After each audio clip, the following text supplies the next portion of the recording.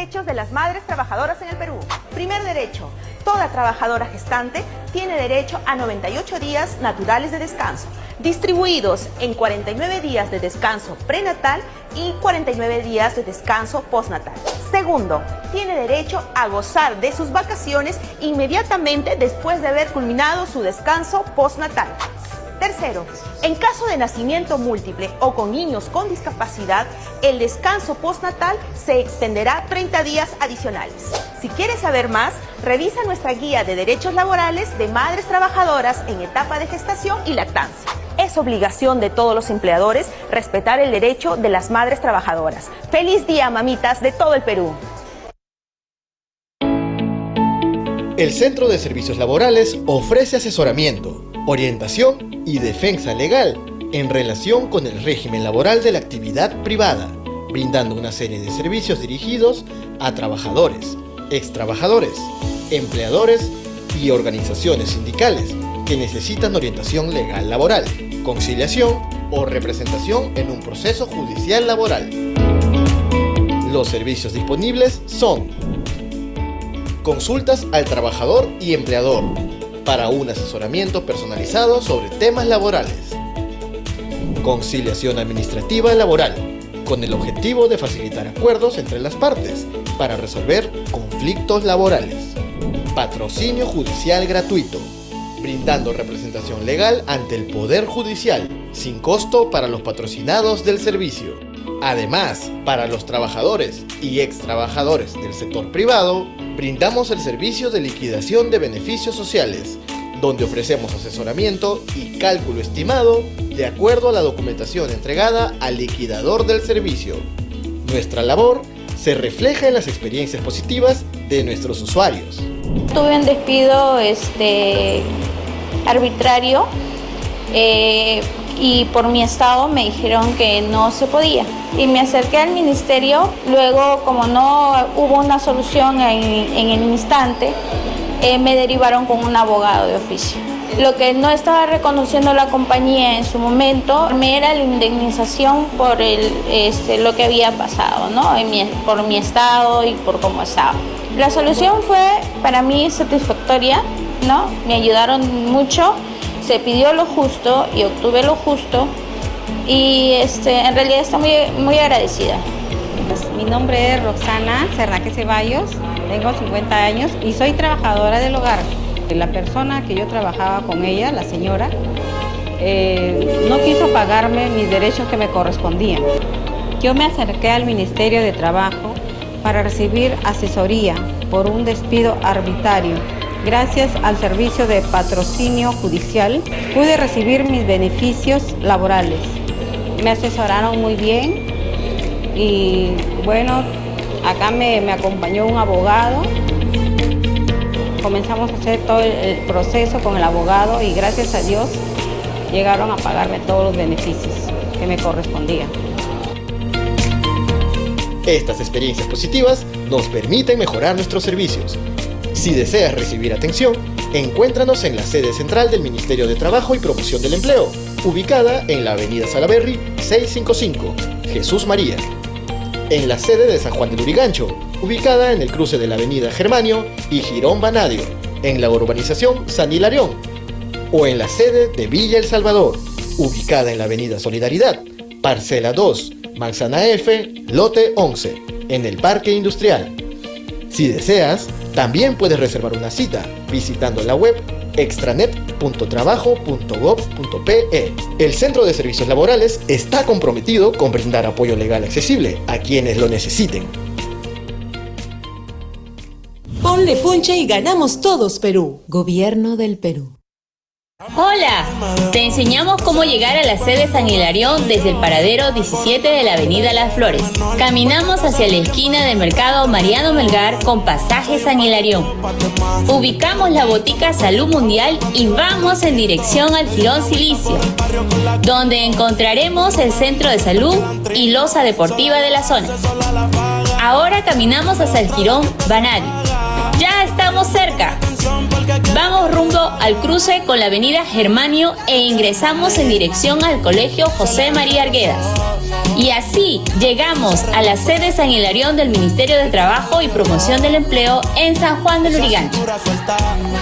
En nuestra oficina de servicios laborales podrás recibir orientación legal sobre liquidación de beneficios sociales, patrocinio judicial gratuito y consultas laborales al trabajador, empleador y organizaciones sindicales. ¡Te esperamos! Bicentenario del Perú 2024. Gobierno del Perú. A manejar me dejó, siempre se va a sentir cuando un lugar llegue yo. Buenos días, ¿en qué podemos ayudarlo? Acá me pueden orientar de temas laborales.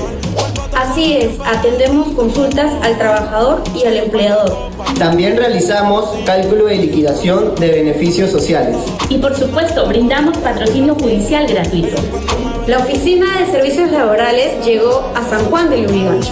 Acércate a nuestras oficinas en San Juan del Lurigancho, en San Hilarión. ¡Te esperamos! Bicentenario del Perú 2024. Gobierno del Perú.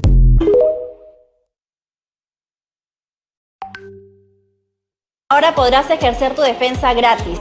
Veremos qué sucede. Sí, gratis, con el servicio de patrocinio judicial gratuito del MTPE. Si eres trabajador o ex trabajador y no cuentas con los recursos económicos para afrontar un proceso judicial en el ámbito privado, nosotros te asignaremos un defensor laboral de oficio. Acércate a nuestras oficinas del Ministerio de Trabajo y Promoción del Empleo o a nuestras sedes de Villa El Salvador o San Juan del Lurigancho. Te esperamos. Bicentenario. A manejar. Hola, te enseñamos cómo llegar a la sede San Hilarión desde el paradero 17 de la avenida Las Flores. Caminamos hacia la esquina del mercado Mariano Melgar con pasaje San Hilarión. Ubicamos la botica Salud Mundial y vamos en dirección al Jirón Silicio, donde encontraremos el centro de salud y loza deportiva de la zona. Ahora caminamos hacia el Jirón Banari. Ya estamos cerca. Vamos rumbo al cruce con la avenida Germanio e ingresamos en dirección al Colegio José María Arguedas. Y así llegamos a la sede San Hilarión del Ministerio de Trabajo y Promoción del Empleo en San Juan del Lurigancho. En nuestra oficina de servicios laborales podrás recibir orientación legal sobre liquidación de beneficios sociales, patrocinio judicial gratuito y consultas laborales al trabajador, empleador y organizaciones sindicales. ¡Te esperamos! Bicentenario del Perú 2024. Gobierno del Perú. Hola, buenas tardes. Nuevamente con ustedes, gracias al patrocinio y a la promoción que hace el Ministerio de Trabajo y Promoción del Empleo a través de su página de charlas y eventos Mintra. Allí se publican todos los eventos virtuales que el Ministerio de Trabajo te ofrece para orientarte sobre los servicios que brindamos. Esta tarde traemos el tema beneficios de los trabajadores de confianza. Quisiera recordarles que para ingresar al Zoom deben hacerlo con sus nombres completos para evitar correos y reclamos y la entrega sea más rápida en sus constancias de participación. Este evento solo pide tolerancia en el ingreso hasta los 30 primeros minutos y también les recuerdo que al final pueden participar brindándonos sus preguntas o contándonos alguna experiencia o anécdota sobre el tema que estamos tratando. El día de hoy nos acompaña un joven abogado a quien le tengo mucho respeto, mucho aprecio. Él es Elmer Montes Ríos. El doctor Elmer Montes Ríos estudió en la Universidad Garcilaso de la Vega. Él tiene una maestría en Derecho con mención en Derecho del Trabajo y Seguridad Social. El doctor Elmer Montes es diplomado en la nueva Ley Procesal de Trabajo y Técnicas de Litigación Oral. Él cuenta con 5 años de experiencia y en la actualidad se desempeña como abogado en el área de patrocinio judicial gratuito. Buenas tardes, Elmer. Te damos la bienvenida. ¿Cómo estás? Buenas tardes, Gloria. Muchas gracias. ¿Qué tal? Muy bien. Vamos a tratar el día de hoy los beneficios laborales del trabajador de confianza. Voy a compartir mis diapositivas para que puedan ser verificadas por ustedes.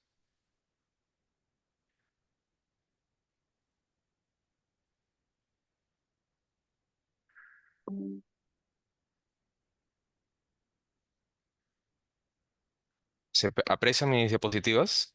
Sí, perfecto. Solo hay que ampliarla un poquito, pero está perfecto. Ya, perfecto. Perfecto, muy bien. El día de hoy vamos a tratar el siguiente tema, beneficios laborales del trabajador de confianza.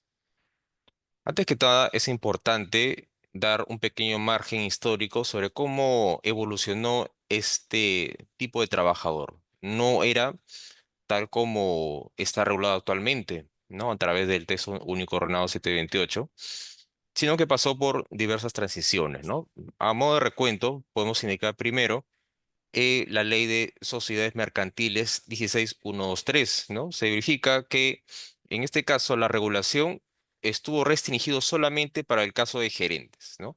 Pero posteriormente, eh, por el texto único ordenado de la Ley General de Sociedades, que es el decreto supremo 0083, 00385 digamos, hubo un cambio, ¿no?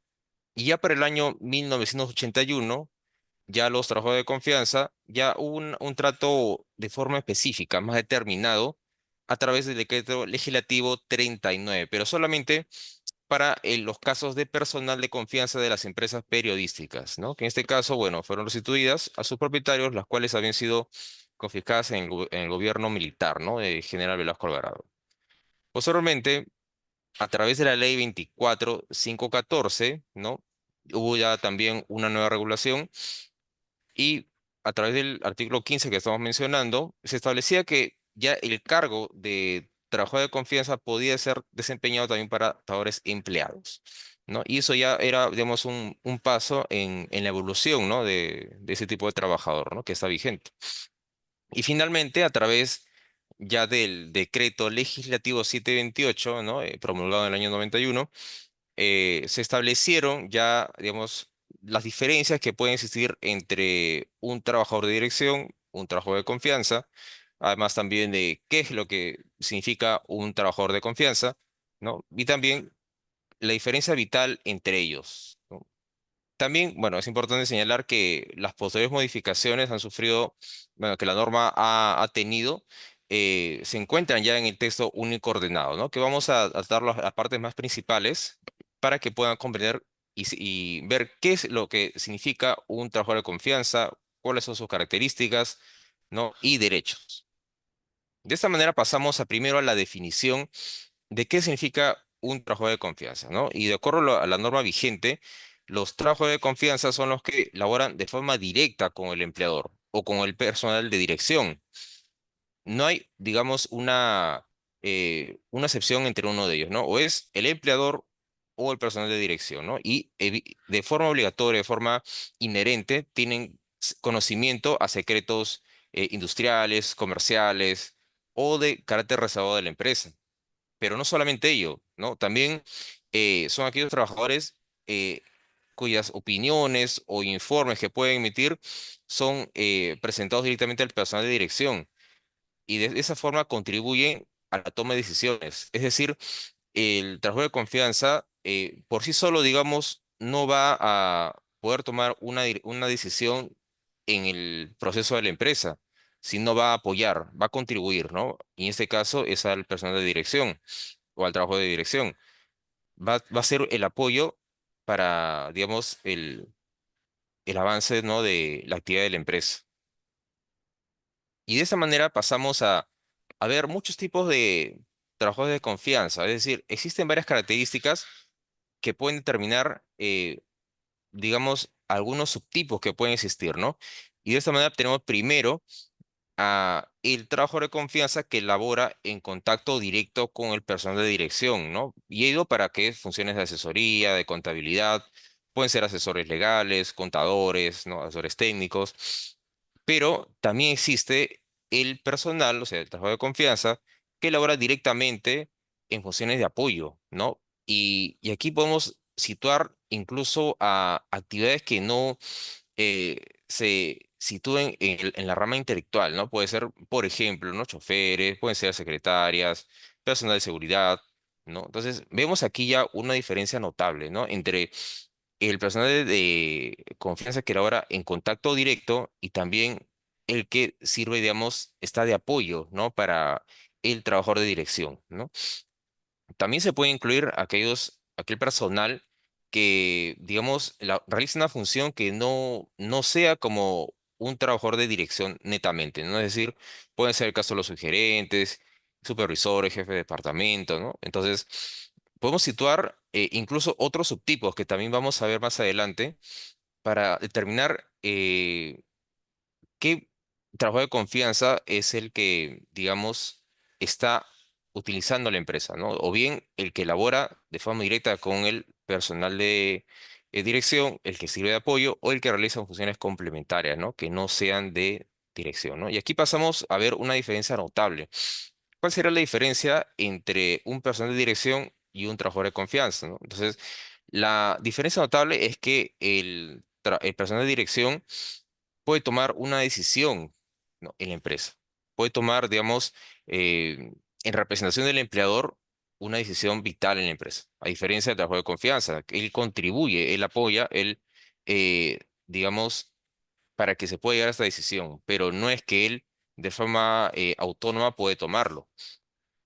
Por eso aquí este fundamento dice de esa forma, dice, la principal diferencia entre ambas categorías de trabajadores radica en que solo el personal de dirección tiene poder de decisión y actúa en representación del empleador con poderes propios en él. Dice, en cambio, el personal de confianza, si bien trabaja en contacto directo con el empleador o con el personal de dirección y tiene acceso a la información confidencial, únicamente coadyuva a la toma de decisiones por parte del empleador o del referido personal de dirección, ¿no? Entonces, vemos ahí la diferencia notable, ¿no? El personal de dirección puede tomar una decisión en nombre de la empresa, en nombre del representante, ¿no? En nombre del empleador.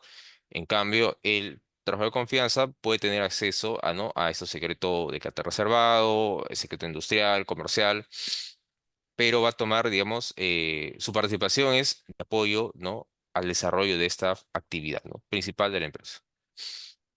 Ahora, ¿cómo se podría calificar un trabajador de confianza? Primero, va a ser ello dirigido netamente por el propio empleador, ¿no? Pues es la calificación de un puesto de trabajo, ya sea en el caso de dirección de confianza, la realiza el empleador, ¿no? Considerando las funciones de cada puesto, ¿no? Según como hemos visto en bueno, la diapositiva anterior, si situamos a un trabajador de confianza, ya sea para una actividad directa con personal de dirección o solamente de apoyo, ¿no?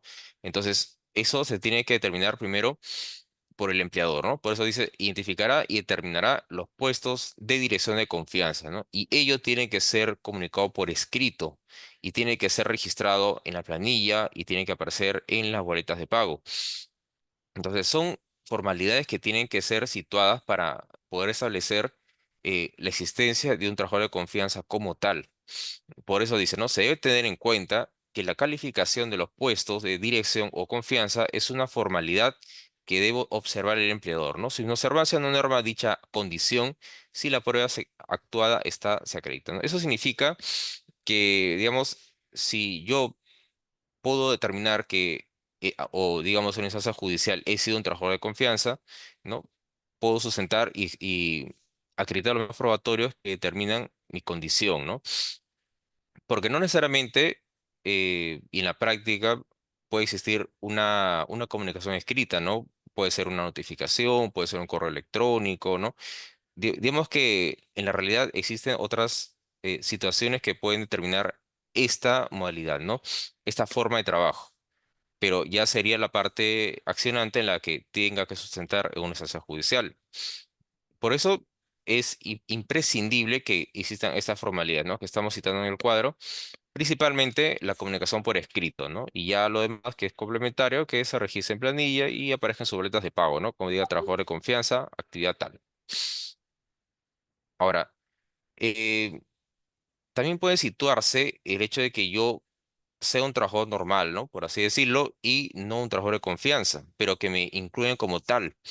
Entonces, tal como dice el primer párrafo, dice, en el caso que el trabajador considerara que su calificación como trabajador de confianza ha sido indebida, puede recurrir ante la autoridad judicial para que deje sin efecto la calificación, teniendo el plazo de caducidad de 30 días naturales. Ahora, si tienes un despido, digamos, eh, para que yo pueda acudir a una instancia judicial dentro del plazo vigente, que es 30 días hábiles para yo accionar, ya sea por reposición o por indemnización, tengo que establecer que mi labor no era la de confianza, sino yo era un trabajador normal, habitual, ¿no? Y a veces sucede también que los contratos de trabajo, por dar un ejemplo, ¿no? Pueden decir, ¿no?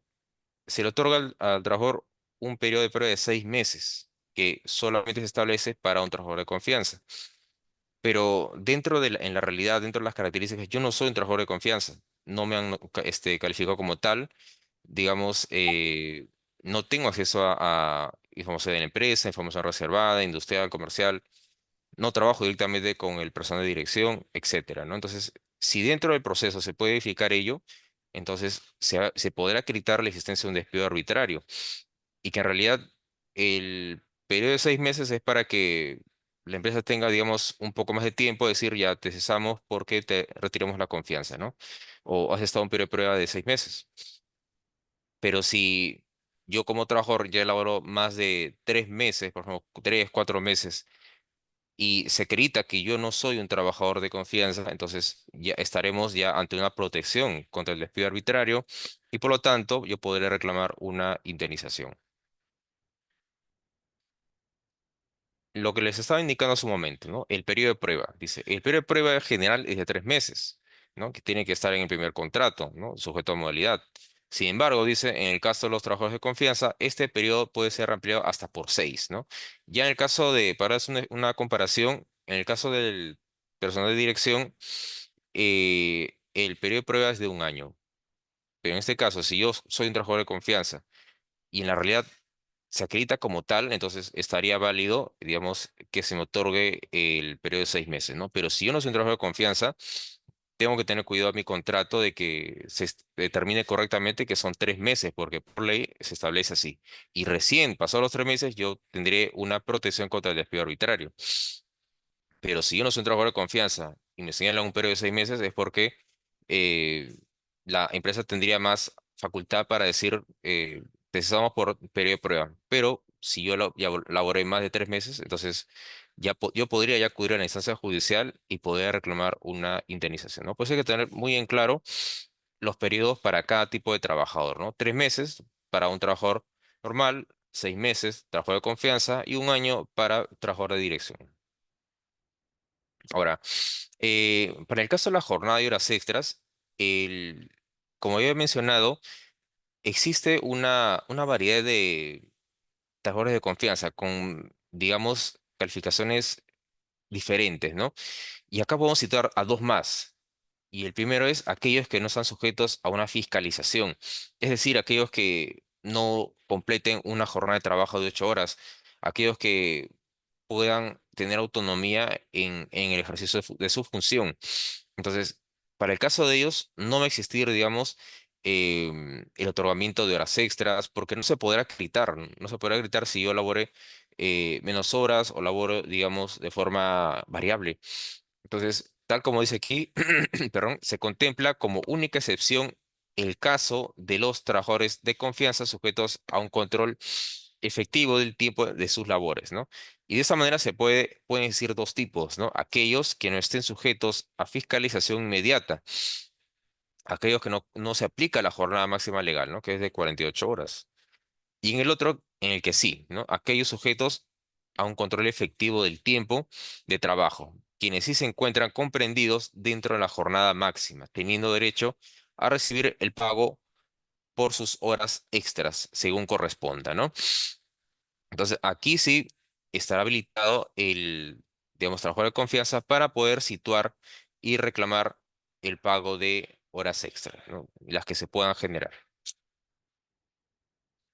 Y digamos, esta casación va en ese mismo lineamiento, ¿no? La casación laboral 14.847/2015 señala lo siguiente, dice, ¿no? En el caso de trabajadores de confianza, el control efectivo del tiempo y trabajo se refiere a la fiscalización del horario de trabajo y no al hecho de que el trabajador de confianza jerárquicamente dependa de otro funcionario al que le deba dar cuenta de sus labores. Es decir,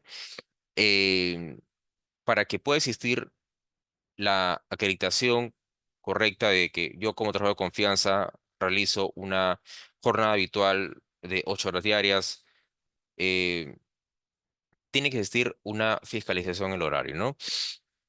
Y no digamos de que yo como trabajador de confianza jerárquicamente dependa de otro funcionario, ¿no? Es decir, de que sea una labor diferente, ¿no? Intermitente, digamos, variable, ¿no?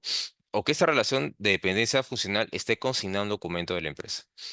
Vemos acá la diferencia porque estos pronunciamientos judiciales van muy acorde a lo que acabo de mencionar anteriormente, ¿no? Sobre el caso de quiénes sí podrían reclamar el pago de horas extras, por ejemplo, para aquellos que sí están sujetos a un control efectivo del tiempo, ¿no? Los que no están sujetos, evidentemente, no se les podrá incluir en este grupo. Ahora, los descansos remunerados también va por ese mismo lineamiento, ¿no? Voy a mencionarlo, dice el Decreto Supremo 092, 012-92-TR, reglamento de la ley que regula los descansos remunerados de los trabajadores sujetos al régimen laboral de la actividad privada, ¿no? Ese es el término. Establece lo siguiente, ¿no? Con relación al personal de dirección y trabajadores de confianza. Es decir, los descansos remunerados a los que se refiere el dispositivo legal son los siguientes: descanso semanal obligatorio, descanso en feriados, descanso anual remunerado. Pero hay que establecer algo muy importante, ¿no? Por excepción, ni el descanso sustitutorio ni el pago de descanso semanal obligatorio omitido son exigibles en el caso de los trabajadores, por ejemplo, de dirección y los de confianza, pero en aquellos que no exista, los que sean sin fiscalización inmediata, ¿no? Como ya había mencionado, aquellos que no cumplen el máximo de la jornada legal, ¿no?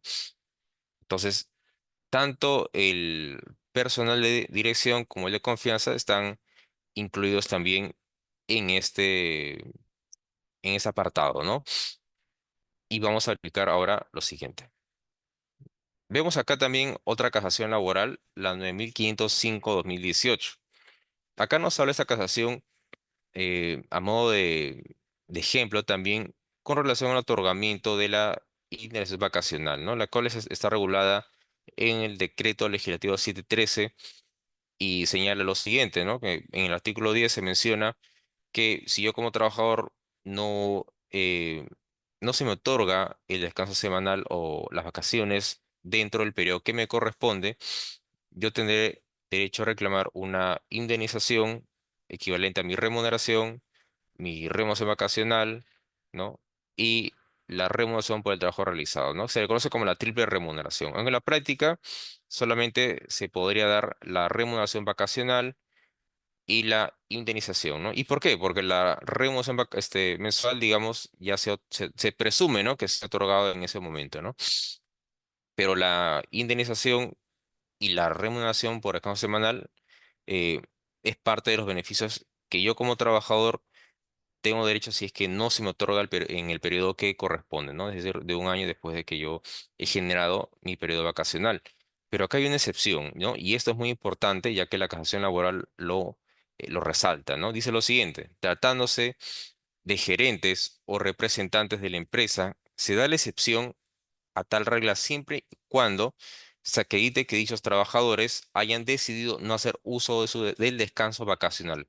Entonces, ¿por qué se excluye a los que hayan decidido no hacer uso? Porque en el caso de ellos va a haber una autonomía para el desempeño de su jornada, el desempeño de su tiempo de trabajo, el desempeño y en este caso también de su descanso vacacional. Es decir, si yo como trabajador de confianza tengo autonomía para decir, bueno, eh, me corresponde salir de vacaciones, pero no lo tomo y, digamos, pasa, digamos, el periodo vacacional. Entonces, en mi caso, si yo fue mi decisión no hacer uso de los campos de porque es parte de mi facultad, ¿no? Como trabajador de confianza, digamos, entonces ya no se podrá configurar el pago de una indemnización, ¿no? Por eso dice, ¿no? Esto es, se excluye del derecho a la indemnización vacacional a los trabajadores que estén en la posibilidad de decidir sobre su descanso vacacional, para lo cual resulta necesario evaluar si estos trabajadores o gerentes o representantes hayan tenido autonomía necesaria para decidir el momento del goce vacacional. ¿no? Como había mencionado, todo se va a determinar en función a si yo estoy en la facultad o no de hacer uso. Pero si yo decido, o sea, por propia voluntad, ya no se podrá incluir, digamos, en el reclamo de esta indemnización. Y aquí vemos, digamos, un recuento mayor para el caso de las horas extras que ya les había mencionado, ¿no? Dice, sobre este derecho, sobre el pago de las horas extras, se considera que el trabajador de confianza solo le corresponde el pago de horas extras si su labor se efectúa sujeta a fiscalización horaria. Ya había mencionado en otras diapositivas que existe también el trabajador de confianza que no está sujeto a un control. Entonces, para ellos no podrá, no se podrá otorgar el pago de horas extras porque no se va a poder determinar ello, porque va a tener, digamos, dentro de la jornada de trabajo, ya sea semanal o dentro del periodo del mes, cómo se puede determinar em, sus horas extras si es que él no está cumpliendo con una jornada completa, ¿no? Es decir, si yo como trabajador, está bien, puedo ser de confianza, pero estoy sujeto a un horario, lunes a domingo, lunes a sábado, de 8 a 5. Ahí estará más claro, digamos, el otorgamiento del, del pago de las extras porque está establecido cómo es mi jornada de trabajo, ¿no? Entonces, para hacer una diferencia, solamente para aquellos que tengan una fiscalización horaria, es decir, cumplan con una jornada de trabajo habitual, un horario de trabajo habitual, ¿no? Y aquí mencionamos, ¿no? Al profesor Toyama que dice lo siguiente, dice, cabe indicar que hay personal que califica como de confianza, pero que en sí se encuentra fiscalizado, esto es, sometido a un horario de trabajo, como ocurre con la secretaria y gerente general, por ejemplo, ¿no? O los analistas del área de contabilidad. Pero para dar un mayor margen, dice, son rasgos de la existencia de autonomía o fiscalización.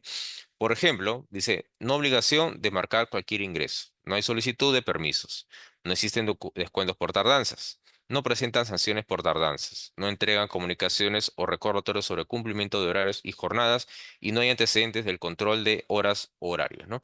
Entonces vemos aquí una diferencia notable entre aquellos trabajadores que tienen una fiscalización y los que no la tienen, ¿no? Y el trabajo de confianza puede tener cualquiera de las dos. Puede tener una fiscalización o no la puede tener. Pero si no la tiene, entonces no va a poder ni acreditar el pago de horas extras, ¿no? Porque precisamente su propia jornada no va a poder acreditar este derecho. Ahora, otro punto importante es con relación a los derechos colectivos, ¿no? En este caso, estamos refiriéndonos al derecho de sindicación, al derecho de negociación colectiva, la huelga, por ejemplo. Y en este caso, el texto único ordenado y el artículo 70 señalan lo siguiente, dice, en relación a los trabajadores de dirección y de confianza, solo se ha previsto disposiciones para garantizar el ejercicio de sus derechos de sindicación y negociación colectiva, puesto que la normatividad es expresa al mencionar que aquellos trabajadores están exceptuados de abstenerse de elaborar en el marco de una huelga. ¿Y por qué, digamos, están exceptuados? Como ya había mencionado, el trabajador de dirección es el que, digamos, está en representación del empleador. Y el trabajador de confianza es el que apoya, coadyuva, contribuye a el desarrollo, a la toma de decisiones, ¿no? Entonces, de esa manera existe este alineamiento, ¿no? Por tanto, están exceptuados, porque tienen una atribución diferente a la de un trabajador habitual. Por ello, sin embargo, dice, ¿no? El artículo 12, ¿no? De esa ley dice, establece que para ser miembro de un sindicato se requiere no formar parte de personal de dirección o desempeñar cargo de confianza, ¿no? En base a los subtipos que acabamos de mencionar, acabamos de ver, salvo que el estatuto expresamente lo admita, ¿no? Entonces, se podría, digamos, incluir, sí se podría, solamente si el estatuto así lo permite, ¿no? Caso contrario, se aplicaría lo que dice la ley y no se podrá incluir ni al de confianza ni al de dirección. Ahora, para el caso de la estabilidad laboral, tenemos que mencionar el séptimo pleno jurisdiccional. Y acá podemos ver, a su vez, otros dos subtipos de trabajadores de confianza, ¿no? Aquellos que primero iniciaron su razón laboral como un trabajador normal. y en el transcurso del tiempo adquirieron el cargo de confianza. En ese caso, eh, digamos, si a mí como trabajador se me retira la confianza, yo tendría que volver a mi puesto original. Y si no sucede ello, si me dicen, se te retira la confianza, pero eh, ya no vas a continuar con nosotros en la empresa, en realidad se produciría un despido arbitrario, porque yo no fui un trabajador de confianza desde un inicio, sino adquirí ello en el tiempo. Sin embargo, para aquellos trabajadores de confianza que nacieron desde un inicio como tal, no se les corresponderá ninguna indemnización o reposición, ¿no? Por eso dice, aquellos trabajadores que ingresaron directamente a un cargo de confianza o de dirección, no les corresponde el pago de la indemnización por despido arbitrario cuando se les retire la confianza. Porque en este caso, este pleno nos da dos subtipos adicionales, ¿no? Los que son desde un inicio y no les corresponde ya la indemnización, y los que nacieron como un trabajo normal y en el tiempo adquirieron esta facultad, ¿no? Por eso dice, aquellos trabajadores que ingresaron inicialmente a un cargo en el cual realizaban funciones comunes y ordinarias y que accedieron con posterioridad a un cargo de confianza o de dirección dentro de la misma empresa, les corresponde el pago de la indemnización por despido arbitrario. Y bueno, si a mí se me impide, digamos, esta reincorporación, digamos, a mi puesto anterior, nos haremos ante un despido arbitrario, ¿no? Porque yo no fui un trabajador de confianza desde un inicio, sino, como le digo, se adquirió en el tiempo y eso me faculta a mí, si se me retira la confianza, volver a mi actividad original, ¿no? O inicial. En este caso, vemos también un procedimiento, el Pleno Jurisdiccional del año 2021, el cual también abordó para aquellos trabajadores que se les retira la confianza, ¿no? ¿Qué es lo que dice este pleno a modo de resumen? Señala que ya si un trabajador de confianza dice que retoma a su puesto ordinario, no tiene por qué seguir percibiendo la remuneración habitual del cargo de confianza, sino la que tenía inicialmente, ¿no? Cuando era un trabajo normal. Y eso no se podría, digamos, situar en una hostilidad, ¿no? Porque este pleno ya está dando un parámetro que establece, ¿no? Si yo, como trabajador de confianza, vuelvo a mi puesto original, también tendré que volver a la remuneración que percibía en ese momento, ¿no? No digamos eh, no se estaría produciendo una hostilidad en ese caso, ¿no? Ya si me reduciesen menos a lo que yo percibía, entonces, bueno, eso ya sería una situación diferente, ¿no? Que se tendría que evaluar antes de que el trabajador pueda iniciar un procedimiento de cese de hostilidad, ¿no? Pero si eso no ocurre, entonces se tiene que determinar primero bueno, regreso al puesto original, cargo original y también remuneración inicial, ¿no? En ese caso. Vemos aquí los beneficios sociales a los cuales puede adquirir el trabajador de confianza, ¿no? Y esos beneficios va a depender también eh, en función a la empresa en la cual él labore, ¿no? Tenemos aquí como beneficios legales la jornada de trabajo, el horario de trabajo, el trabajo sobre tiempo, pero ojo que en ese punto ya he mencionado que eso dependiendo si él está regulado a una fiscalización inmediata, ¿no? O no tiene ello, ¿no?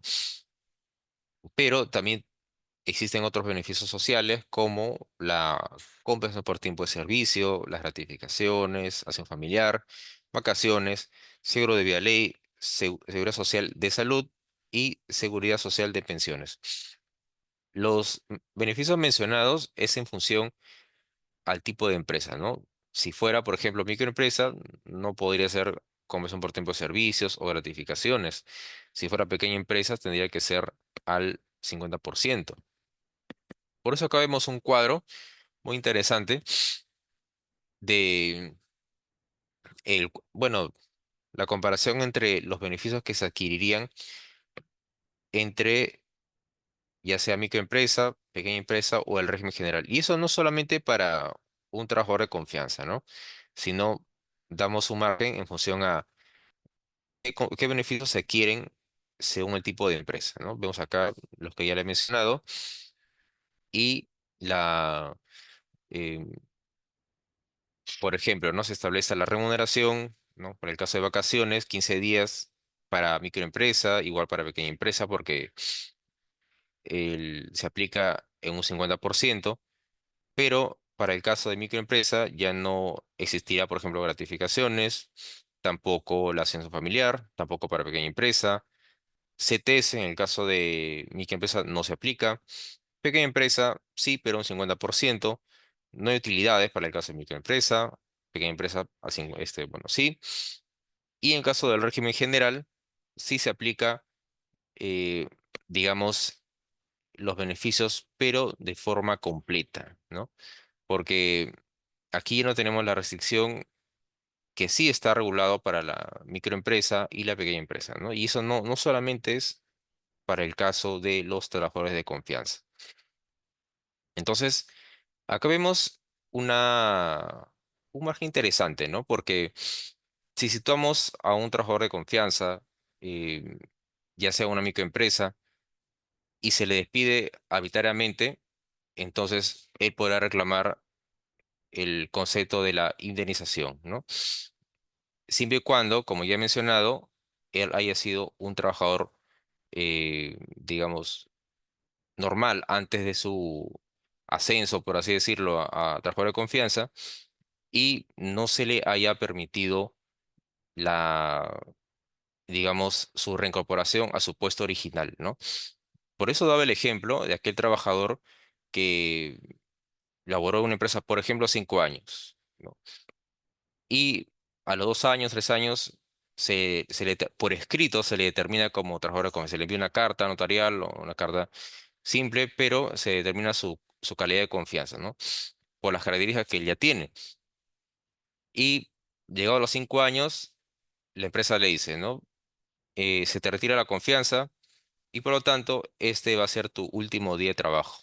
Sin embargo, él recuerda que no era un trabajador de confianza desde un inicio, sino 2 años y medio después.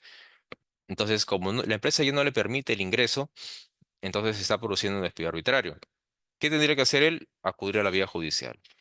El plazo que tiene para poder demandar ya sea una indemnización según el tipo de empresa que estamos viendo o la reposición, entonces sería de 30 días hábiles.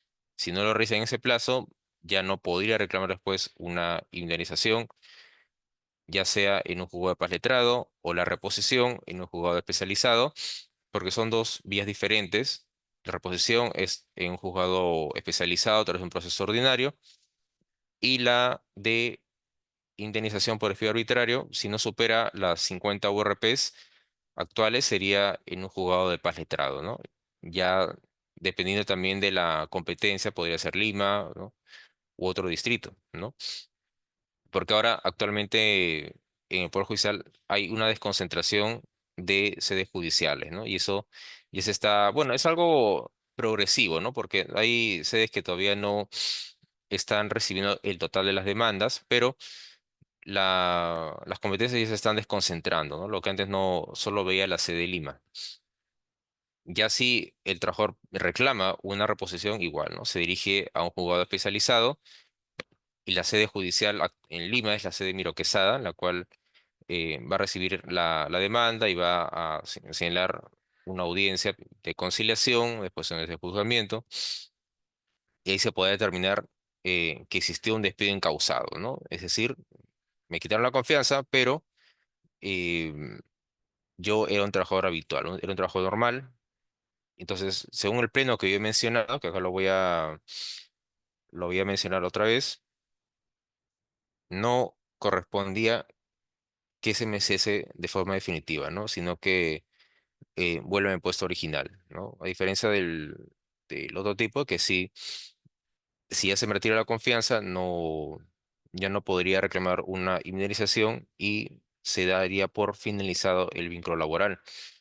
Por eso, al menos en este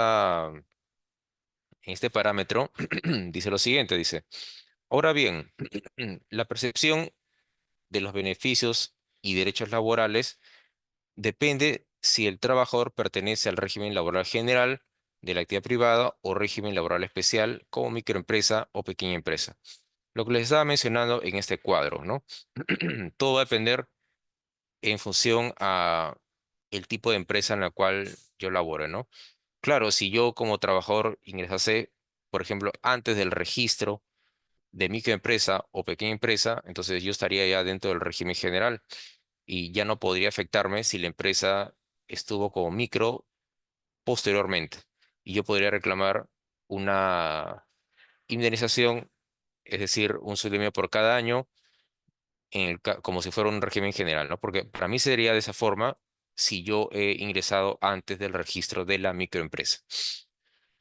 Y lo mismo se aplicaría para los beneficios sociales, que, digamos, se podría contabilizar si es que no se me ha otorgado de forma completa, ¿no? Es decir, si los periodos truncos están, digamos, pendientes, pero también otros semestres que no se me hayan otorgado de forma correcta, de forma, digamos, consecutiva, ¿no? Tanto para CTS o como para lo que es las vacaciones y las gratificaciones. En el otro punto dice lo siguiente.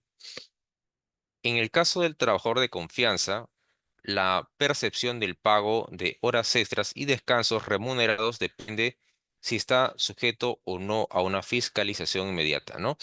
Esto lo podríamos mencionar a modo de conclusión, ya que según los subtipos que hemos visto, ¿no?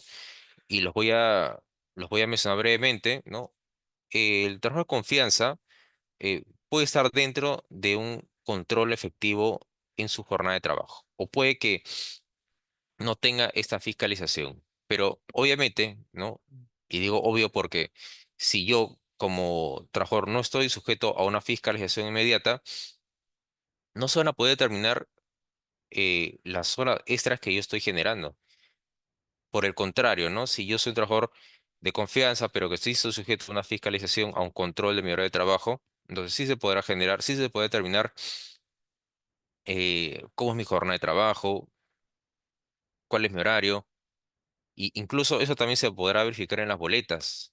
Se podrá ver las horas extras que yo genere y también los ingresos que voy a tener de forma variable complementaria, ¿no? Por las horas extras. Entonces, ello también va a ser parte en el futuro de la liquidación de beneficios sociales. O sea, va a generar un agregado para los beneficios sociales como la gratificación, la CTC, porque son conceptos remunerativos. Entonces, es muy importante esta diferenciación, ¿no? Hemos visto varios tipos o sea, subtipos de trabajo de confianza, ¿no? Aquellos que laboran directamente con el personal de dirección para temas contables, temas de asesoría, o aquellos que solamente realizan una labor de apoyo, ¿no? Y que no están incluidos en una actividad intelectual, ¿no? Como el caso de los choferes, el caso de secretarias, por ejemplo.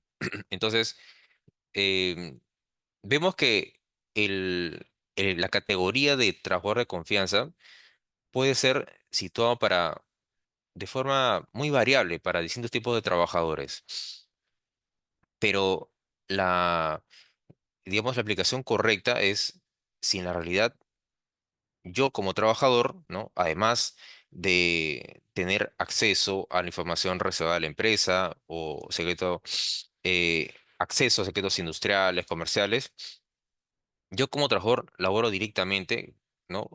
Con el personal de dirección o con el propio empleador, ¿no? Pero ellos no van a tener, digamos, eh, una decisión directa, ¿no? Una decisión a nombre de la empresa, sino sí va a ser de contribución. No va a haber, digamos, em, una actividad, una decisión independiente, ¿no? Sino es de apoyo. Y ello también va a ser en función a eh, los subtipos que se están verificando, ¿no? Es decir, ya sea con fiscalización o sin fiscalización, o si yo como trabajador adquirí esta categoría en el tiempo, o si yo desde un inicio ya soy un trabajador de confianza, ¿no? A las finales se va a determinar la actividad de apoyo a el personal de dirección, ¿no? O el propio empleador. Finalmente dice, ¿no? Asimismo, el otorgamiento del descanso vacacional dependerá si el trabajador de confianza no se encuentra en la posibilidad de decidir sobre su descanso vacacional. Y esto es muy importante, ¿no? Porque los trabajadores habituales, cuando ya han laborado en la empresa más de un año y se genera el descanso vacacional, ya que existe por parte de la empresa el otorgamiento de sus vacaciones, ¿no? 30 días si fuera en el régimen general, en el caso de la microempresa, 15 días, pequeña empresa también 15 días, pero si yo como trabajador de confianza, eh, digamos, me encuentro, ¿no? En la posibilidad de decidir si tomo o no tomo mi descanso vacacional, entonces se estará generando un cambio, ¿no? Un cambio entre los que sí pueden y los que no pueden, ¿no? Y ello también va a, digamos, establecer el tema de la indemnización vacacional, ¿no? Que acá lo voy a situar para que tengan un esquema más claro, ¿no? Ya que de esa forma, si yo como trabajador de confianza adquiero la facultad de decidir sobre mi descanso vacacional, entonces ya no se va a generar. Y ello también es muy claro, ¿no?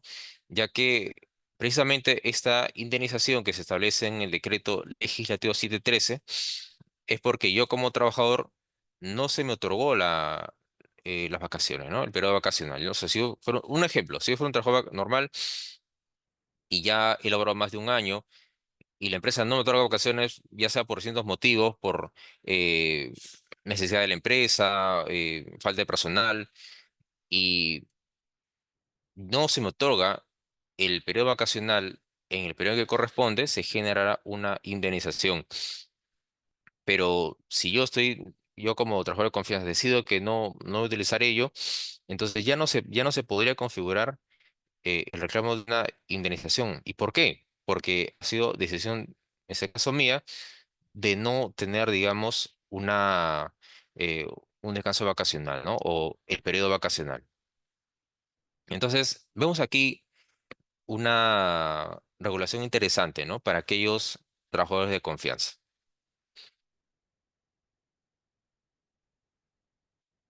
Y ya los beneficios sociales, como ya había mencionado, es en función al tipo de empresa, ¿no?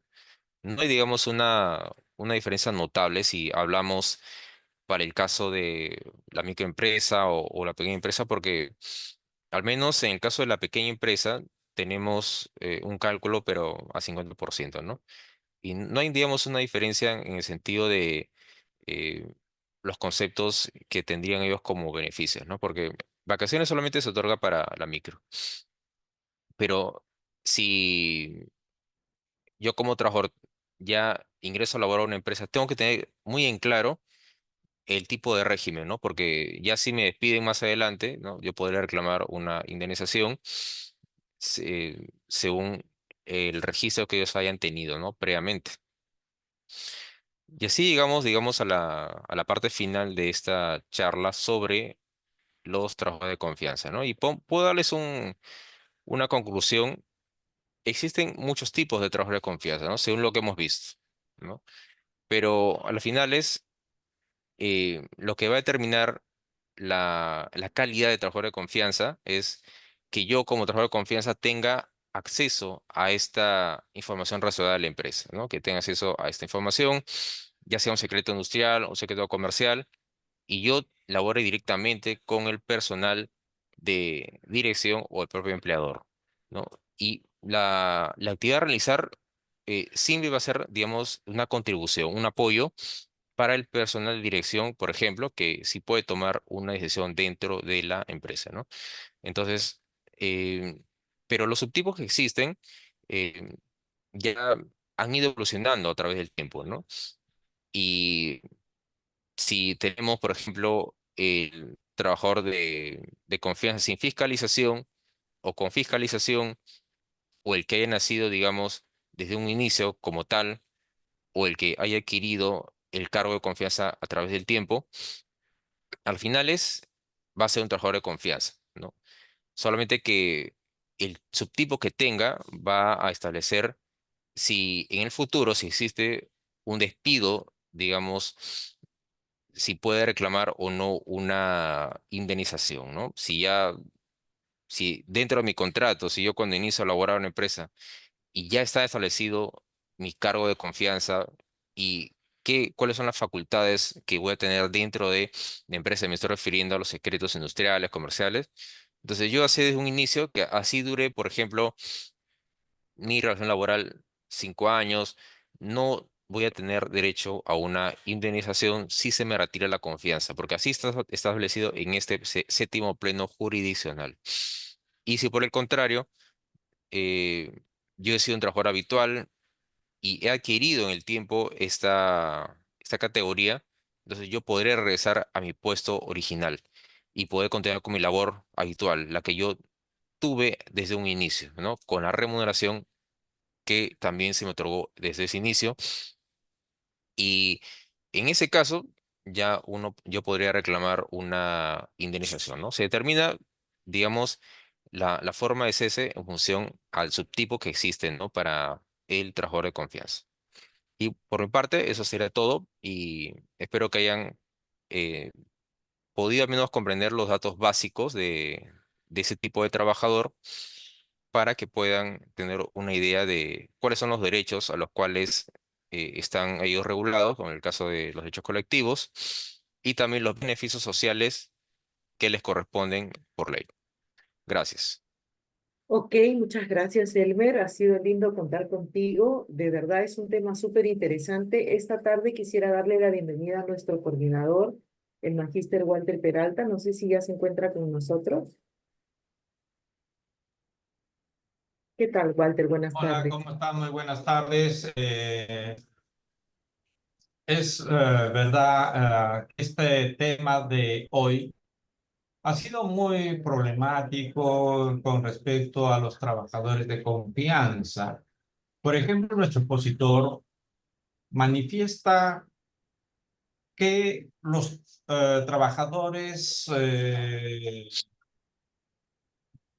sujetos a fiscalización, no, perdón, no sujetos a fiscalización de confianza, como los gerentes, ellos pueden decidir o no salir de vacaciones, pero ¿para quiénes? Solamente, no para cualquier gerente, ¿eh?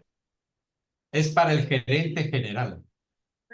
Porque el gerente general, encima de él, ya no tiene a nadie. En cambio, un gerente administrativo, un gerente financiero, un gerente comercial, depende de quién, del gerente general. Entonces, estos señores, obligatoriamente, se les puede pagar una indemnización por no haber salido de vacaciones, porque ellos no pueden decidir si salen o no salen. En cambio, el gerente general, sí, ok, hay que ver. Anteriormente, hace muchos años atrás, todos los trabajadores eran asignados de confianza. ¿Por qué le asignan trabajadores de confianza? Porque no están sujetos a fiscalización. Y por consiguiente no podían hacer horas extras. Hasta que se hizo el procedimiento, normatividades, casaciones, plenos jurisdiccionales, en la que se llegó a determinar. Es más, en aquel entonces los inspectores que pertenecían al Ministerio de Trabajo manifestaron que estos tipos de trabajadores, por decir, el trabajador de limpieza, trabajador de confianza, el vendedor, trabajador de confianza, cualquier otra persona, trabajador de confianza. ¿Ok? Hicieron uso y abuso hasta que se aclaró que solamente quienes podían ser trabajadores de confianza, aquellas personas que tienen acceso a secretos de la empresa. ¿Ok? Pero no así cualquiera, pues. Estos trabajadores, las secretarias de gerencia, trabajador de confianza, temáticamente sí, ¿no? ¿Ok? ¿Por qué? tiene acceso a información privilegiada. Por algo es su asistente de gerencia general. Bien, entonces ahí siempre hemos tenido mucho cuidado con tratar con este tipo de personas. Bien, ya bien claro lo ha manifestado nuestro expositor y lo que hizo un resumen de todo lo que manifestó en su tesis. Bien, quedamos pues a sus preguntas del público que crean conveniente así establecerlo. Así es, esta tarde le vamos a dar el pase a Miguel Ángel Milla. Buenas tardes, Miguel Ángel, ¿cómo estás? Te escuchando. Miguel Ángel Milla ha alzado la mano hace bastante tiempo. Aprovecho la oportunidad para invitarlos a llenar la encuesta de satisfacción, por favor, que es muy importante para nosotros. Entonces le damos pase a Kenji Aldair. Kenji, buenas tardes. Te escuchamos. Kenji Aldair. Sergio Respaldiza. Buenas tardes, Sergio, te escuchamos.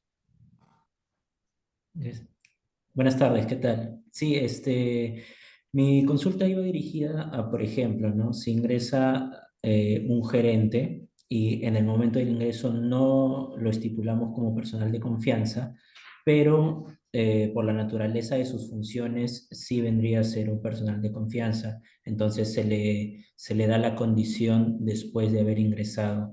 Si se le retira la confianza a este gerente, ¿se estipularía un despido arbitrario o no sería la figura? Según lo que establece el pleno jurisdiccional, sí se considera como un despido arbitrario, pero salvo que dentro de la defensa que haga la parte empresarial, se determine que efectivamente el gerente sí tenía las características de confianza, ¿no?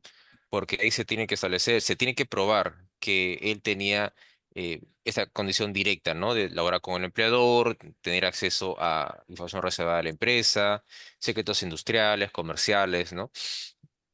Porque él, obviamente que si se le demanda, él va a acudir a la vía judicial, va a decir, yo no era un trabajador de confianza desde un inicio.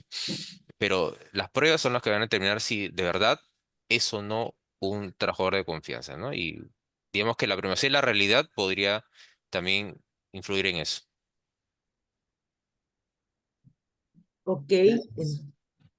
¿Quieres agregar algo, Walter? Desde el hecho, como dice, que de acuerdo al principio, la primacía de la realidad sería un trabajador de confianza, porque un gerente obligatoriamente va a tener acceso a información privilegiada, a secretos de la empresa. Por esa naturaleza, es un trabajador de confianza. ¿Ok? Acá es un trabajador de dirección, sí. Y por ende es trabajador de confianza. Lo despide, como dice, ya la vía judicial se podría determinar si o no tendría derecho a una indemnización. Pero en este caso, yo puedo decir, ¿no? Que sí tiene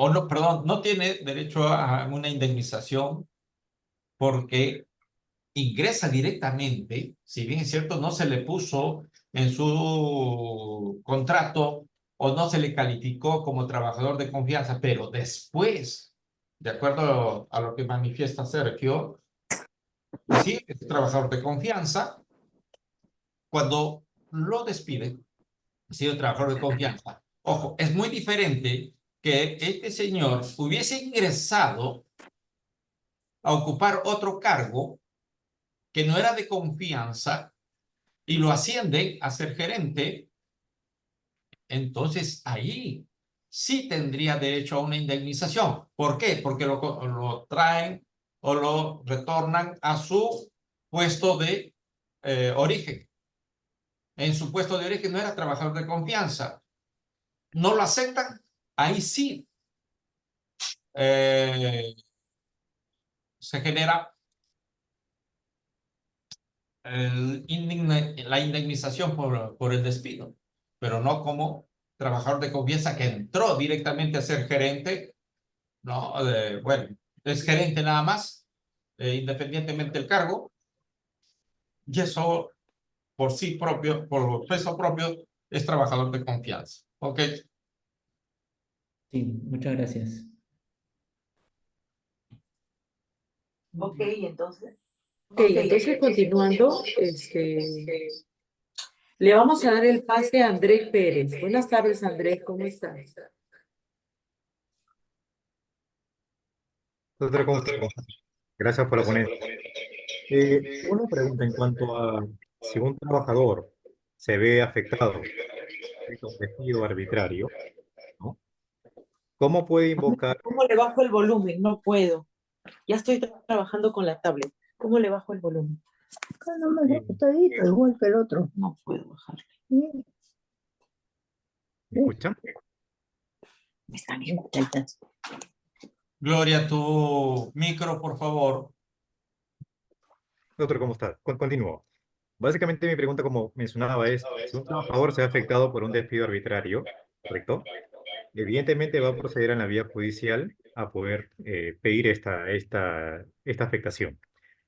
¿El proceso de costos en aranceles es igual al que se sigue en un proceso civil o puedo guiarme porque la norma dice en el título 3 que hay prestadores de servicios, mientras que no pase las 70 URPs, el proceso es gratuito?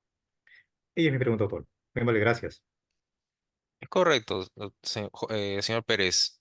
En el título preliminar, artículo 3, último párrafo, se menciona que el proceso es gratuito siempre y cuando no supere las 70 unidades de referencia procesal, que actualmente es 36.050, ¿no? Si multiplicamos 5.515, el 10% de la OIT por 70 sería 36.000.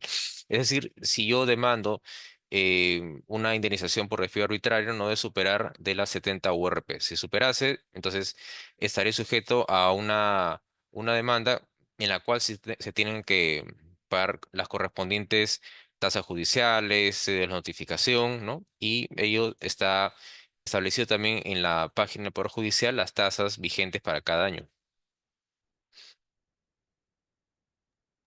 Ok, Correcto, conforme. correcto, doctor. Y, doctor, por favor, un punto solo final para validar. ¿El porcentaje de tasas y aranceles eh, de superar se maneja al 100% o en materia laboral puedo acceder a un descuento en los costos? No hay descuentos en los costos. O sea, por eso es que la nueva ley señala la gratuidad del proceso. Y eso es independiente si yo sea un trabajador de confianza o un trabajador normal.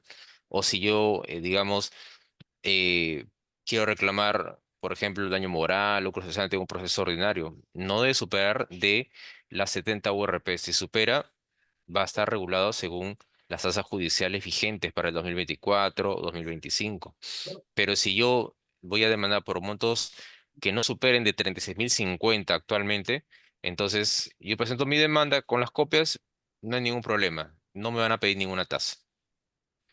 Muy bien, doctor. Me vale, gracias.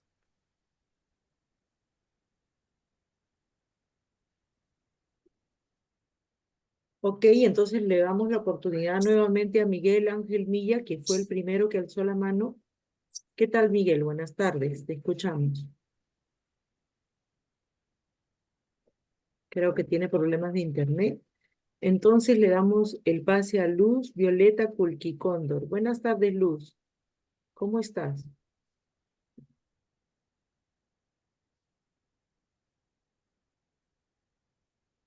Bueno, voy a ir leyendo preguntas del cajón de preguntas y respuestas para ir avanzando. Percy Raúl Martín Paredes nos dice, buenas tardes. En el caso, ¿se me escucha bien? Sí. Ya. En el caso de que dicho contrato de trabajador de confianza se desnaturaliza en el tiempo respecto a las funciones, ¿le correspondería una indemnización? Claro.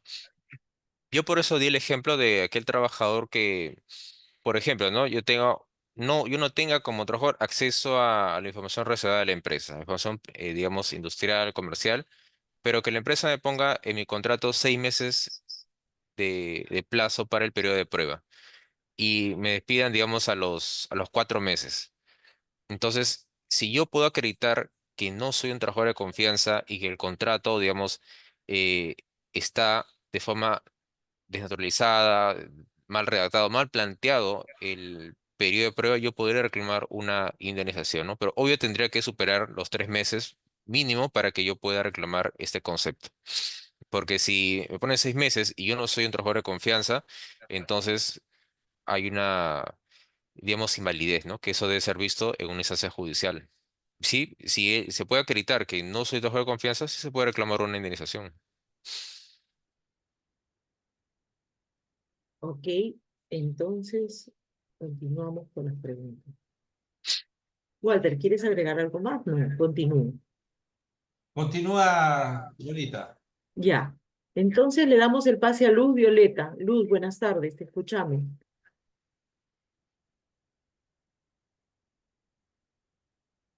Le damos el pase a Carlos Fabricio. Carlos Fabricio, buenas tardes, ¿cómo estás?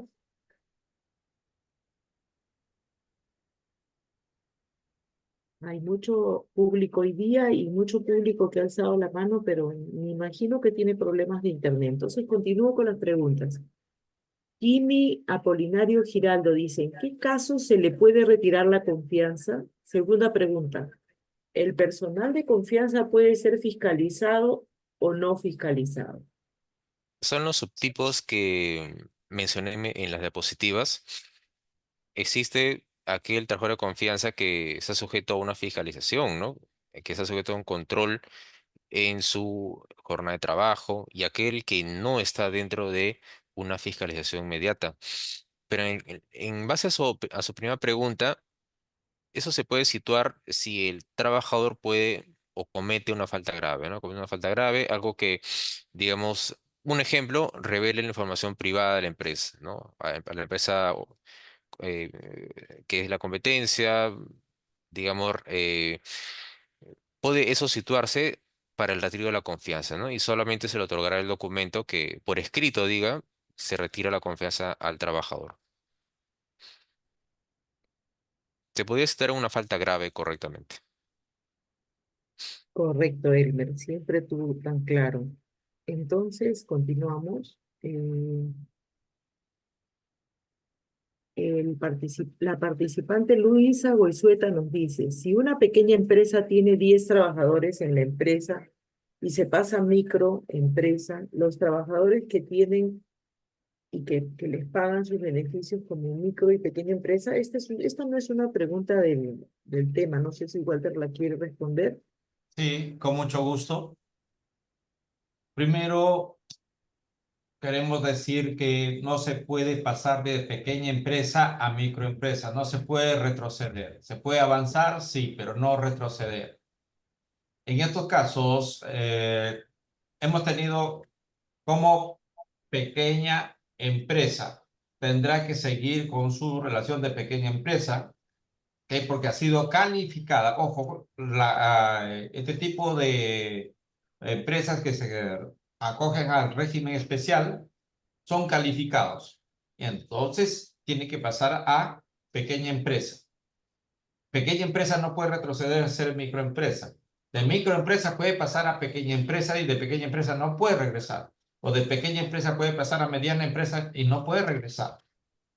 Bien, entonces podemos deducir que no se puede retroceder. Bien.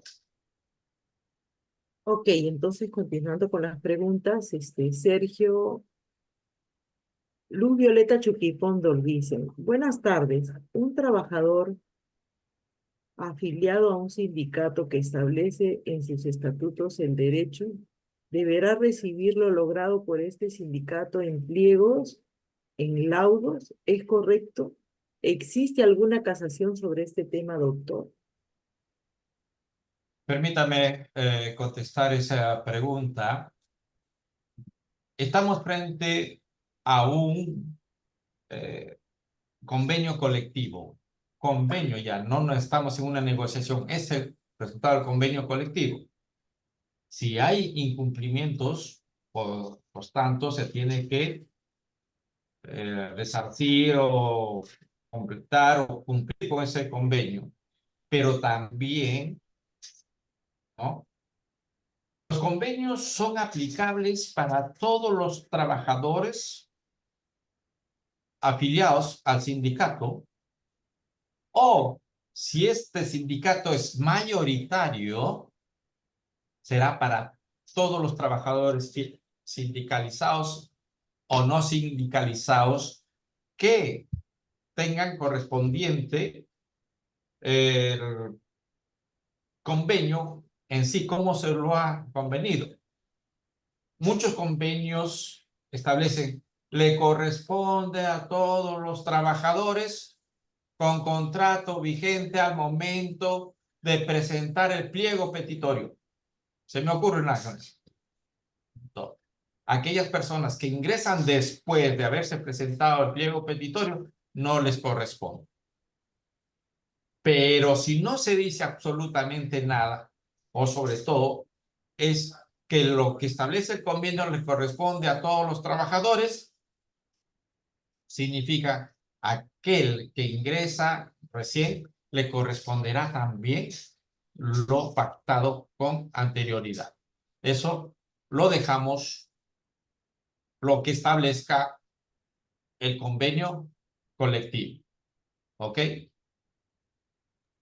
Ok, entonces continuando con las preguntas, Solange Ordóñez nos hace dos preguntas.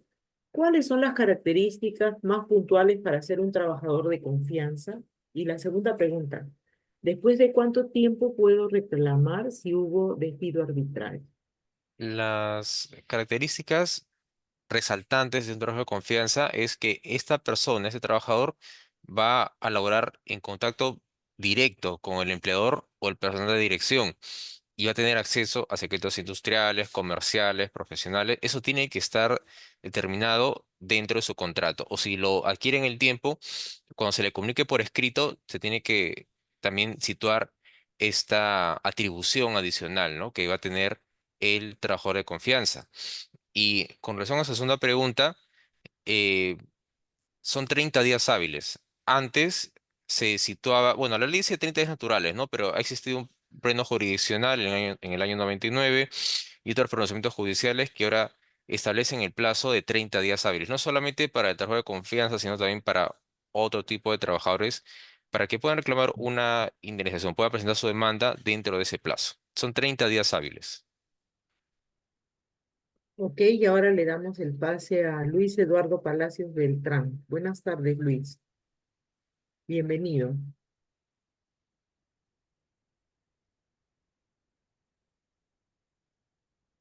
Ya, entonces continuamos con las preguntas de Helen Mau. ¿Los trabajadores de confianza están sujetos a jornada máxima de confianza? Porque en la ley solo mencionan a los de dirección. En la ley sí se menciona también a los trabajadores de confianza, en el Decreto Supremo 0093, 003 93 97 TR, perdón. Ahí se está estableciendo también la definición para un trabajador de confianza, un trabajador de dirección. Se establecen los periodos que ellos tienen para que se configure el periodo de prueba, ¿no? En caso de confianza de 6 meses, dirección es un año, y en otros casos, para trabajadores normales, es de 3 meses. Entonces, en base a la pregunta, yo le puedo indicar que hay dos tipos, ¿no? De trabajo de confianza. Aquellos que sí están sujetos a la jornada máxima, ¿no? Y eso no solamente es para un trabajador de confianza, ¿no? Para un trabajador habitual, o sea, me refiero a las 48 horas, como aquellos que no están sujetos a una fiscalización en su horario de trabajo, en su jornada. Entonces, para los primeros, los que sí están dentro de una fiscalización, ellos sí podrán reclamar horas extras si es que no se les pagase como todo trabajo normal. Para los segundos, para los que no están en una fiscalización, en un control inmediato, entonces ellos no pueden reclamar eso. Ok, ahorita le damos el pase entonces a Luz Donoso Rodríguez. Luz, buenas tardes, ¿estás lista? No sé qué pasa hoy día con los participantes en vivo. Bueno, Karmali Atarama dice, buenas tardes, la empresa en la que tenemos 2 trabajadores que ingresaron en cargos de gerentes, solo se les registró en el T-registro con cargo de confianza, pero no lo detalla la boleta. ¿Esto es válido? Sí sería válido porque tiene que estar, digamos, en la planilla de la empresa, pero yo como recomendación puedo indicar que también debe estar en las boletas de pago, ¿no? No solamente en la planilla, sino también dentro de las boletas. Entonces yo sí sugeriría que se pueda corregir ello, que también se le incluya en las boletas como trabajador de confianza. Ok. Raiza Ledesma dice, Rosemary Zárate Armano dice, en una institución que tiene varias sedes, una persona que llegue al cargo de gerente, pero por política de empresa termina su gestión y no salió de vacaciones, ¿tiene derecho a la indemnización por vacaciones estando en la facultad de salir? Si esta persona está en la facultad de disponer o tiene autonomía para elegir en qué momento sale de vacaciones, cuando no, no tendría derecho a una indemnización. Así lo mencioné en la casación que es del año 2015. Por el contrario, ¿no? Si yo como trabajador de confianza no dispongo, no tengo la autonomía para salir de vacaciones como otro trabajo normal, donde la empresa me dice, bueno, salí de vacaciones en este mes dentro de el año que corresponde, entonces ahí sí se podría reclamar una indemnización. Pero para aquellos que tienen autonomía, digamos, se configura ello. Complementando lo que dice nuestro expositor, como dije hace un momento, cuando hablamos de autonomía, significa que esas personas que no tienen encima de ellos otra persona, ¿ok? Que a quién tienen que pedir el permiso para salir de vacaciones. Pero cualquier gerente que tiene como cabeza o encima de ellos al gerente general, ellos no tienen autonomía. Por consiguiente, si no salen de vacaciones, podrán pedir su indemnización. ¿Bien? Perfecto. Entonces, continuamos con las preguntas o le damos pase a ver. Janet Pilar Ventura, buenas tardes. Te escuchamos, Janet. ¿Está aperturado tu micro? Buenas tardes. Buenas tardes con todos los presentes. Quería más que todo que nos ilustre el tema que están tratando hoy. Por ejemplo, el cargo de un asistente legal o de un abogado que no tiene nada que ver con los temas lo que estrictamente ha hecho mención el doctor en su exposición. Están considerando en temas de confianza. Entonces, en ese sentido, más o menos quisiera una ilustración al respecto, porque no me ha sido muy claro. Sí, claro, mire, señorita, la designación para el puesto de confianza, en primer lugar, lo determina el empleador, ¿no? Y se debe eh, señalar de las atribuciones que tiene esta persona primero en su contrato de trabajo, o si lo adquiere en el tiempo, por escrito, donde se debe establecer que él tiene la facultad para acceder a información reservada de la empresa, secretos industriales, trabajo directo con el personal de dirección. Pero si él no tiene esas características, entonces no se le incluye como un trabajador de confianza. Es decir, el empleador, en base a esa atribución adicional, lo va a situar como trabajador de confianza y lo va a establecer en la planilla, en sus boletas de pago y así. Pero no necesariamente todos los trabajadores van a ser, digamos, situados como de confianza por la profesión que ellos ejerzan, sino es por las características, las atribuciones que se le otorgue en la empresa, ¿no? En función digamos, los secretos industriales, ¿no? Por ejemplo. Ok, Janet, por favor, quisiera una aclaración ahí. ¿El abogado está en planilla o es un locador de servicios? Janet, Es trabajado, en realidad es un un trabajador a tiempo indeterminado, pero en su contrato nunca se ha estipulado lo que acaba de hacer referencia el doctor. Simplemente lo ponen como asistente legal y luego posteriormente le cambian a otra área y le dan memorándums donde supuestamente él va a ocupar un cargo de jefatura, pero esto no se efectiviza, o sea, no se hace real, simplemente es el documento, pero siempre esa persona ha trabajado con un jefe inmediato del cual le brindaban las labores específicas a realizar, pero cuando le cesan le ponen como sería un trabajador, que le retiran la confianza, le envían una carta. Entonces, cuando se ha ido a tratar el tema en vía judicial, le han otorgado el beneficio de la indemnización, pero la empresa ha planteado una apelación manifestando los memorándums, ¿no? Que él ha sido un trabajador de confianza. Entonces, en ese sentido es mi duda, ¿no? Porque hay una contradicción ahí. Muchas gracias. Lo que podría decirte que es un trabajador normal, común, cualquiera. El abogado lo ha contratado simplemente para ver los asuntos legales. Y ahí no hay una cuestión de confianza. No tiene acceso a secretos de la empresa. Cuando después del tiempo lo ascienden y dice que se va a encargar, bueno, de una jefatura, pero en documento nada más. Le quitan la confianza, porque esto para mí ha sido un juego. Con documento lo ascienden a jefatura y, estando un poco tiempo, le quitan la confianza. Ojo, de acuerdo a lo explicado por nuestro expositor Webmer Montes, lo están quitando la confianza, debe regresar al puesto anterior que tenía. ¿Ah? Y si ya no lo quiere, tiene que tener un despido arbitral, una indemnización por el despido arbitral. Es así, ¿ok? Ok. Entonces le damos el pase ahora a Luz Donoso. Muchas gracias, doctor. Qué bueno, Janet, que ya has quedado contenta.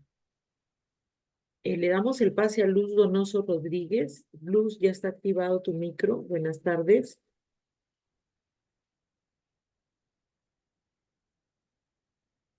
Ella nos está escribiendo por interno. Le damos el pase a Carlos Fabricio Becerra. Buenas tardes, Carlos.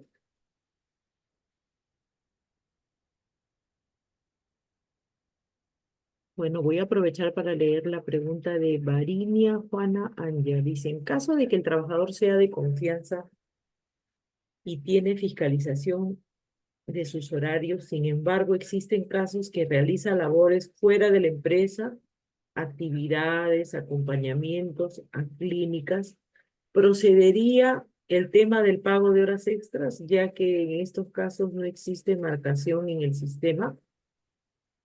Si él tiene una jornada variable, si, digamos, no tiene una fiscalización horaria, no se podría configurar el pago de horas extras, porque ello solo está determinado no solamente en la ley, sino también en los pronunciamientos que hemos visto para aquellos que cumplen con una fiscalización inmediata, con un horario de trabajo, ¿no? Como un trabajo normal.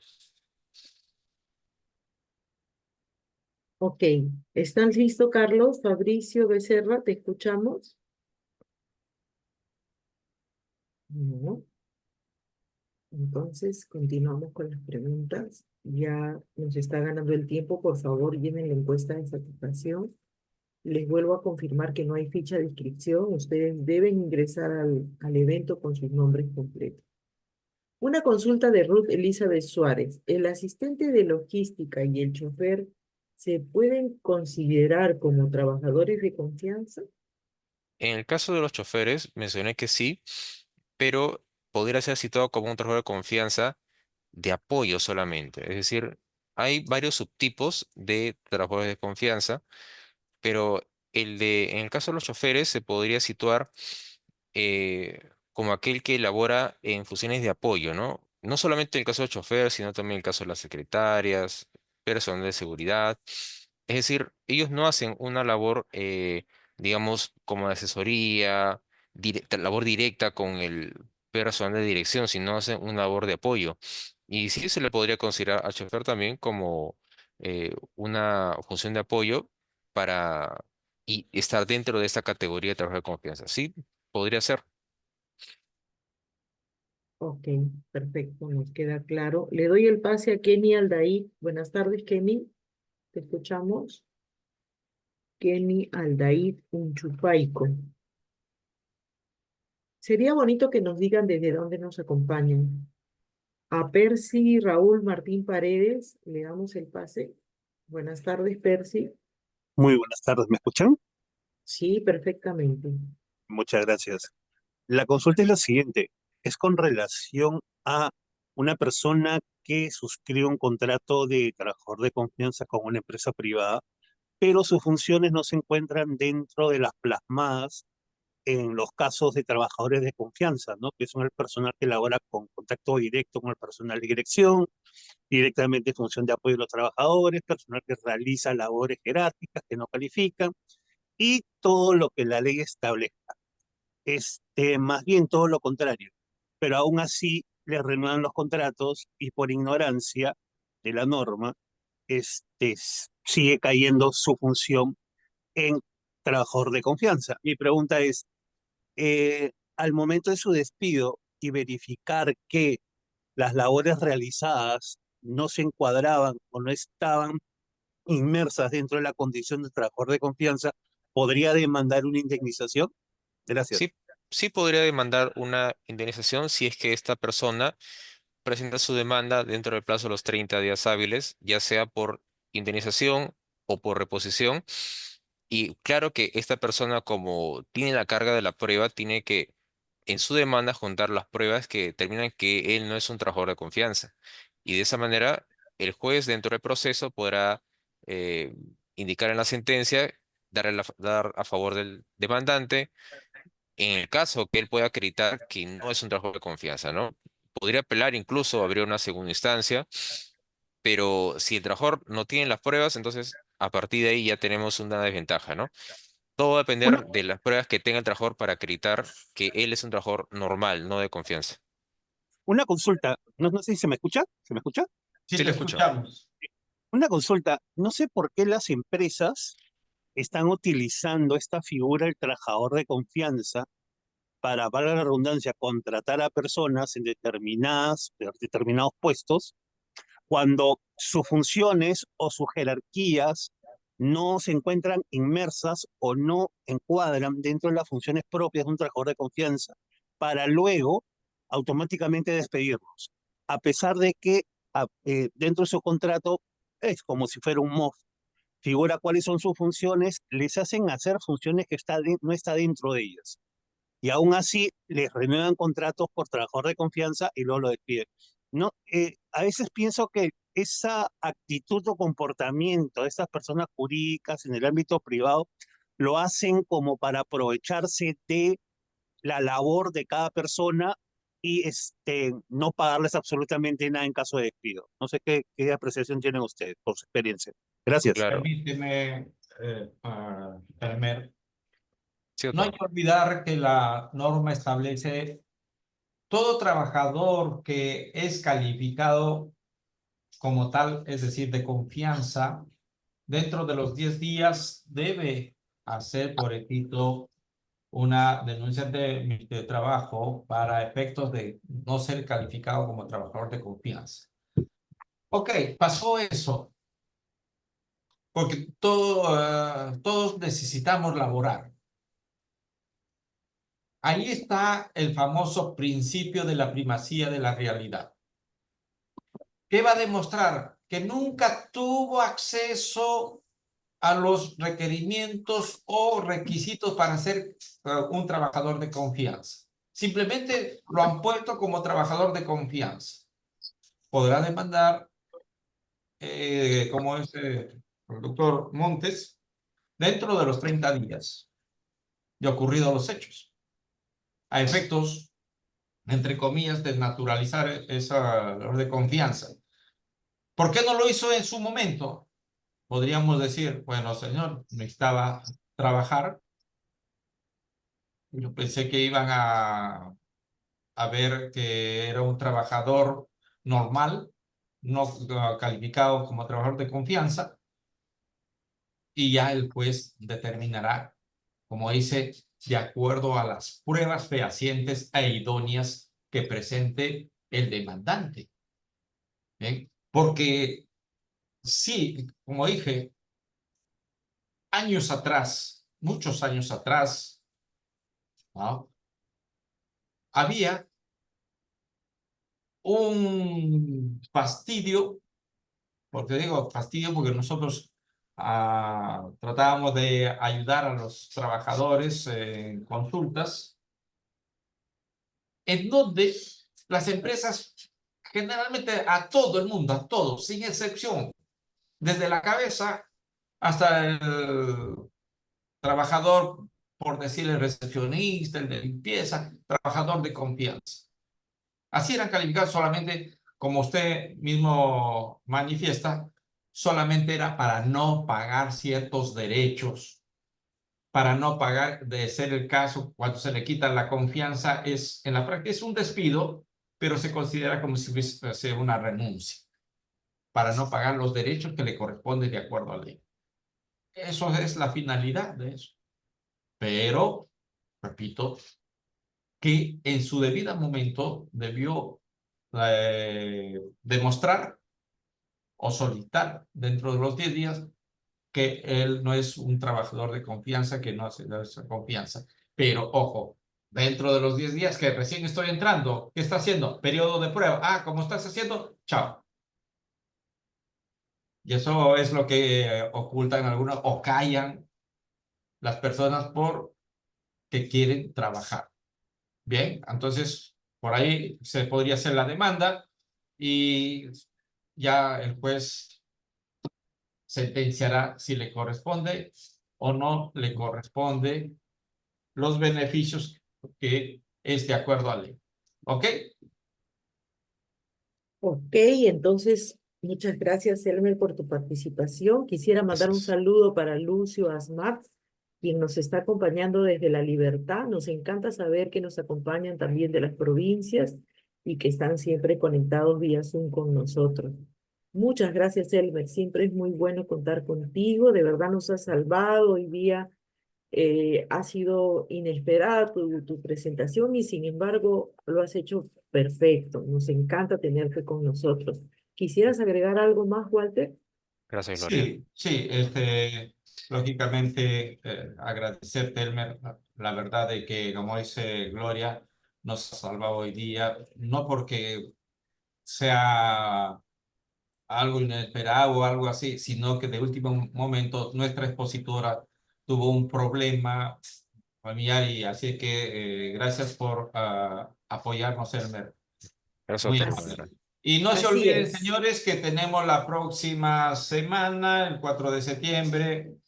Ojo, este es interesante. Este es un tema interesante sobre en qué momento a pedir un fraccionamiento de vacaciones. Las vacaciones, cómo ver las vacaciones, cómo puedo fraccionar, cómo puedo vender. Es interesante. Les invito a que se suscriban la próxima semana, el 4 de septiembre. Gracias. Así es, quisiera mencionarles que acaban de colgar recién el enlace para que se inscriban en la página de charlas y eventos MINTA. Esperamos que se inscriban, esperamos que llenen la encuesta de satisfacción y los esperamos el día 4 de septiembre. Muchas gracias por la audiencia. Gracias.